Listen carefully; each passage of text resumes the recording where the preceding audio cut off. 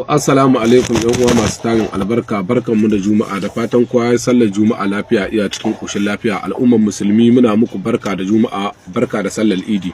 Alhamdulillah muna wa Allah godiya, masha Allahu barakallahu.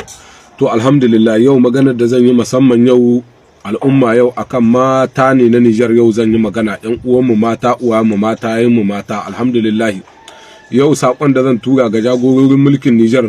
Yau a Nijar wani ya fito ce yan Nijar gwaji ne ko kasalallu ne, gaskiya nan kuskure ne. Yau hatta matanmu na cikin birni da karkara yau in ka tafi ka duba wallahi ba su dogara da zaman banza ba, ko ba gaskiya ba, kuma ba zamna gari banza ba ne.